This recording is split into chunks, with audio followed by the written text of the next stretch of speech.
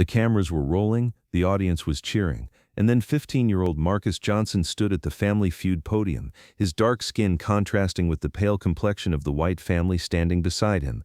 And when Steve Harvey asked about things that confuse you about yourself, Marcus's response, delivered with the careful honesty of someone who had spent years trying to figure out where he belonged in a world that seemed to see him differently than he saw himself, made the entire studio understand they were witnessing a young man's struggle with one of the most complex questions of identity imaginable.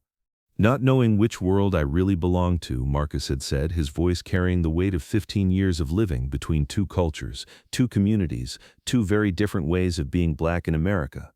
Marcus Johnson had been adopted at 6 months old by David and Linda Johnson, a white couple from suburban Denver who had struggled with infertility for years before deciding that love was more important than biology, that family was about choice rather than genetics. They had chosen Marcus from dozens of profiles, drawn to his bright eyes and the description of his birth mother as intelligent and determined, despite her young age and difficult circumstances. The Johnsons had raised Marcus with complete love and acceptance, surrounding him with books about African American history, enrolling him in diverse schools, taking family trips to museums and cultural centers that celebrated black heritage. They had been thoughtful, intentional parents who understood that raising a black child as white parents required education, humility, and constant awareness of experiences they would never fully understand themselves. But despite their best efforts, Marcus had grown up feeling caught between worlds in ways that loving parents couldn't entirely bridge. At home, he was simply their beloved son, accepted completely and unconditionally by parents who saw his character rather than his color. But outside the safety of his family, Marcus encountered a world that had very definite ideas about race, belonging, and authenticity that didn't account for the complexity of his actual experience. In his predominantly white suburban neighborhood, Marcus was often the only black face in school photos, at birthday parties, at community events. Some neighbors and classmates accepted him without question, but others made comments that revealed their inability to understand how a black child could belong to a white family. There were questions about whether he was really their son, assumptions that he must be troubled or disadvantaged, expressions of surprise when he spoke with the same accent and vocabulary as his adoptive parents. But when Marcus ventured into predominantly black spaces, community centers, churches, cultural events, he encountered a different kind of questioning. Some people questioned whether he was really black, whether his upbringing had disconnected him from his authentic cultural identity, whether his adoptive parents had somehow erased his blackness through their love and care. There were comments about him being whitewashed, assumptions that he couldn't understand the black experience, expressions of doubt about his cultural authenticity. The most painful part for Marcus wasn't the external questioning but his own internal confusion. He loved his adoptive parents completely and felt grateful for the opportunities and stability they had provided. But he also felt a deep longing to understand his biological heritage, to connect with black culture in ways that felt authentic rather than academic, to find his place in a racial identity that was simultaneously his by birth and foreign to his lived experience. Marcus had spent countless hours wondering about his birth mother, trying to imagine what she looked like, what her personality was like, whether he had inherited her mannerisms or her way of thinking. He wondered about his biological father, about grandparents he had never met, about cousins and aunts and uncles who shared his DNA but not his experiences. The questions weren't about dissatisfaction with his adoptive family, but about completeness, about understanding all the pieces of himself. School had been particularly challenging as Marcus entered his teenage years, and questions of identity became more complex and urgent. His white friends often forgot he was black, making comments about race that revealed their unconscious assumptions and biases. His black classmates sometimes treated him with suspicion or confusion, unable to categorize someone who looked like them but whose experiences had been so different from their own.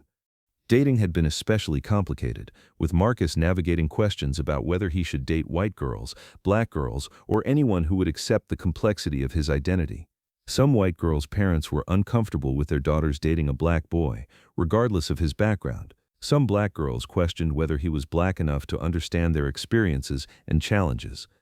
The application to Family Feud had been submitted by Linda Johnson, Marcus's adoptive mother, who had noticed his increasing struggle with identity questions and had thought that appearing on a family show might reinforce his sense of belonging and acceptance within their family unit. She had written a heartfelt letter explaining their family's story and their hope that the experience would be positive and affirming for Marcus. The Johnsons had no idea that the producers had also been contacted by Denise Williams, Marcus's birth mother, who had seen the family's upcoming appearance announced in their local newspaper and had reached out through her attorney with a request that had taken everyone by surprise. Denise had been following Marcus's life from a distance through the open adoption agency, and she had asked if there might be a way to meet him during the show taping. The decision about whether to arrange such a meeting had involved extensive consultation with family counselors, adoption specialists, and psychologists who understood the complexities involved in birth-parent reunification. Everyone agreed that the decision ultimately belonged to Marcus, and that any meeting should be structured to support his emotional well-being rather than create additional confusion or trauma. During the pre-show preparations, Marcus had been quiet and thoughtful, clearly nervous about being on television but also excited about the family experience. The production team had been struck by his maturity and articulation, his obvious intelligence, and the clear love and support that existed between him and his adoptive parents. The game had been proceeding normally. The Johnson family was competing against the Rodriguez family from Texas, and both sides had been playing with enthusiasm and good humor. David Johnson had provided solid answers about work and current events, Linda had contributed knowledge about household management and popular culture, and Marcus's younger sister, also adopted but from China, had shown her expertise in teenage trends and social media. Marcus had been enjoying the experience, finding comfort in the normalcy of family competition and the way Steve Harvey's humor made everyone feel relaxed and accepted. For a few hours, he had been able to forget about questions of identity and belonging, simply enjoying being part of a loving family having fun together. But when it came time for the category, Things That Confuse You About Yourself, and it was Marcus's turn at the buzzer, the question had struck directly at the heart of his most persistent internal struggle. Steve Harvey had approached the podium with his usual warm energy, but something about Marcus's expression, thoughtful, hesitant, as if he was weighing whether to reveal something personal, had made Steve adjust his tone to something more gentle and encouraging. "All right, Marcus," Steve had said. "Things that confuse you about yourself. What comes to mind?" Marcus had looked at his adoptive parents, who nodded encouragingly, then back at Steve with eyes that held a maturity beyond his 15 years. "Not knowing which world I really belong to," Marcus had said, his words carrying a weight that made the studio audience pay closer attention. Steve had paused, his expression showing that he recognized the significance of what Marcus had just shared. "Can you tell me more about that?" Steve had asked gently. Marcus had taken a deep breath, seeming to make a decision to trust this moment and this audience with his truth. "I'm black, but I was adopted by a white family when I was a baby," Marcus had said. "My parents are amazing and I love them completely, but sometimes I feel like I don't fit anywhere. In white spaces, people see my skin and make assumptions. In black spaces, people hear how I talk or learn about my family and question whether I'm really black enough." The studio had fallen into the kind of attentive silence that indicated people were processing something important and complex.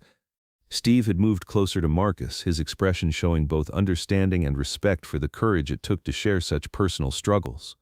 "So you're caught between two worlds," Steve had observed. "Exactly," Marcus had replied. "I love my family and I'm grateful for everything they've given me. But I also wonder about my birth parents, about the culture and history I might have inherited from them. I don't want to hurt my adoptive parents by seeming ungrateful, but I also feel like there's a part of me that's missing." Steve had nodded, clearly moved by Marcus's honesty and the complexity of his situation. "Marcus," Steve had said, "can I tell you something? You're not confused about which world you belong to. You belong to both worlds. The love your parents have shown you is real, and the heritage you carry in your DNA is real. You don't have to choose between them."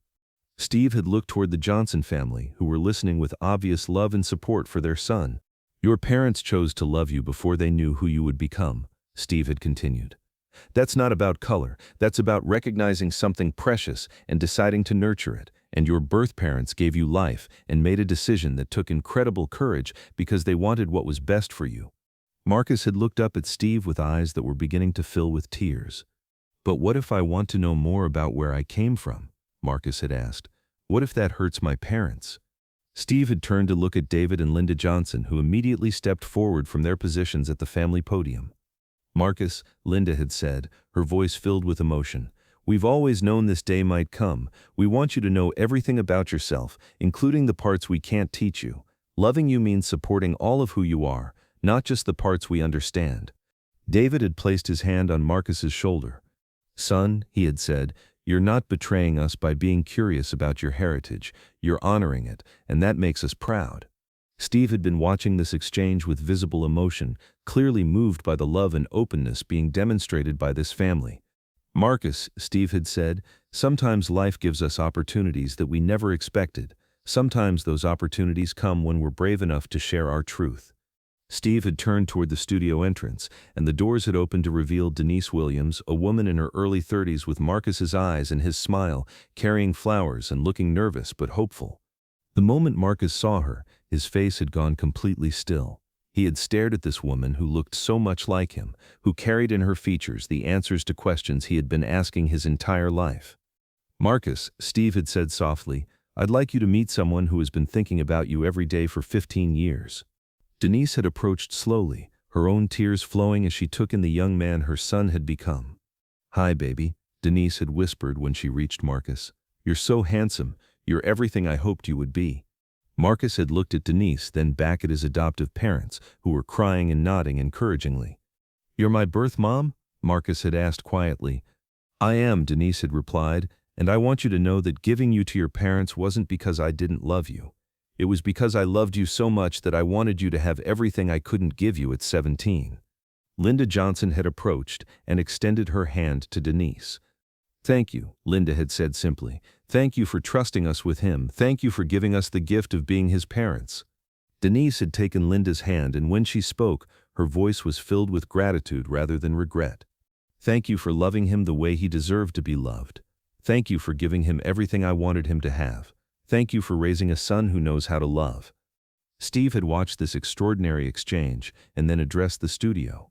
"Ladies and gentlemen," Steve had announced, "what we're witnessing here is something beautiful and powerful. This is what happens when love multiplies instead of divides, when families expand instead of exclude, when people choose connection over fear." He had looked at Marcus, who was standing between his two mothers, with wonder rather than confusion. "Marcus, you said you didn't know which world you belonged to. But I think what you've got here isn't two worlds competing for you. It's one world that's big enough to include all the love that created you." Steve had begun removing his suit jacket, the same jacket he wore for every taping. "Marcus," Steve had said, "this jacket represents something special today. It represents understanding that identity isn't about choosing sides. It's about embracing all the pieces that make you who you are." As Steve had draped the jacket around Marcus's shoulders, bringing together his adoptive mother and birth mother in the gesture, he had continued speaking. "You don't have to be less black to honor your adoptive family, and you don't have to be less grateful to explore your heritage. You get to be both, completely and without apology." Marcus had looked up at Steve with eyes that were clearer than they had been when the conversation started. "So I don't have to choose?" Marcus had asked. "You don't have to choose between families," Steve had replied. "You get to choose to be loved by as many people as want to love you. You get to choose to embrace every part of your story. You get to choose to be exactly who you are." The game had resumed, but it had been transformed. Both families had played together, with Denise joining the Johnson family team.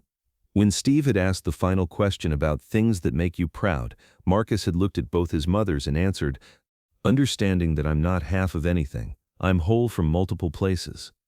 The studio had erupted in applause that seemed to last forever, celebrating not just a game show victory but a triumph of love over confusion, inclusion over exclusion, and the expansion of family beyond traditional boundaries.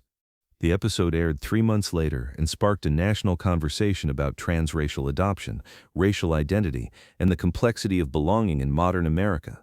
Adoption agencies reported increased interest from prospective parents and birth mothers who had been inspired by the Johnson family's openness and love.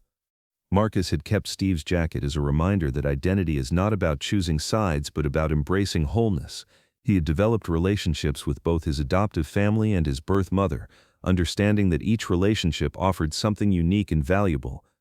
The Johnsons had discovered that opening their hearts to Denise didn't threaten their relationship with Marcus, but strengthened it, showing him that they loved him enough to support all his relationships and all aspects of his identity. Denise had found peace in knowing that her son was exactly who she had hoped he would become, loved, confident, and surrounded by people who would support him through anything. Steve Harvey had learned something profound about the nature of family and identity, that the best families are those that expand to include everyone who offers genuine love and support, and that identity is most powerful when it embraces complexity rather than demanding simplicity. The jacket that Steve had shared with Marcus and both his mothers became a symbol in their expanded family of inclusion, acceptance, and the understanding that love creates belonging, not biology or race or traditional categories. Because that's what family looks like when it chooses abundance over scarcity. That's what identity sounds like when it speaks from wholeness rather than division. And that's what happens when a 15-year-old boy learns that he doesn't have to choose between worlds. He can create a world big enough to hold all of who he is, all of who loves him, and all of the beautiful complexity that makes him exactly who he was meant to be.